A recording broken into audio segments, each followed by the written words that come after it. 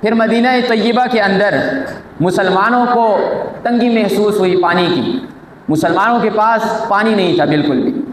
ایک کنواں تھا میٹھے پانی کا، وہ بھی ایک یہودی کے قبضے کے اندر تھا، یعنی اس کا مالک یہودی تھا۔ یہودی پیسے لیا کرتا تھا، پیسے لے کر پانی بیچا کرتا تھا۔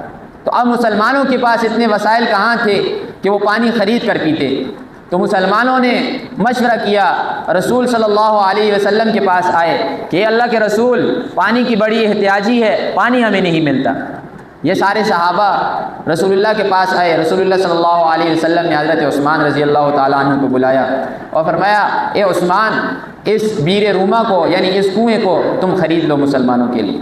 یہ گئے یہودی کے پاس، یہودی سے کہنے لگے کہ آپ یہ مجھے فروخت کر دو، میرے اوپر بیچ دو۔ یہودی کہنے لگا کسی صورت میں نہیں بیچوں گا، میرا روزگار چلتا ہے، میں پانی بیچتا ہوں، اپنا خرچہ چلاتا ہوں، میں نہیں بیچتا اس کنویں۔ حضرت علی رضی اللہ تعالیٰ عنہ، حضرت عثمان رضی اللہ تعالیٰ عنہ نے فرمایا، جتنی اپنی منہ سے قیمت لگا سکتے ہو لگاؤ، میں اس کنویں کی قیمت دینے کے لیے تمہیں تیار ہوں۔ پھر بھی نہیں مانا۔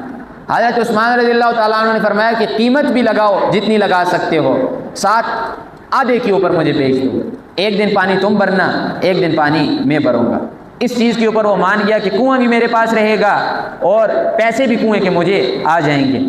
جب بیچ دیا اس نے تو حضرت عثمان رضی اللہ تعالیٰ عنہ نے اعلان کر دیا کہ جس دن کنویں کے اوپر میری باری ہوگی، سارے کے سارے مسلمان آ کر یہاں سے پانی بھر کر لے کے جائیں، کوئی کسی قسم کی قیمت نہیں دینی آپ نے۔ جب اس یہودی نے دیکھا کئی عرصے تک کہ پانی بھرا جا رہا ہے مفت، مجھے تو کوئی پیسہ نہیں آ رہا، تو خود آیا حضرت عثمان رضی اللہ تعالیٰ عنہ کے پاس، کہنے لگا ایسا کرو کہ کچھ قیمت مجھے اور دے دو، پورے کا پورا کنواں تم خود لے لو۔ لے لیا۔ یہ حالت تھی ان کی خرچ کرنے کی۔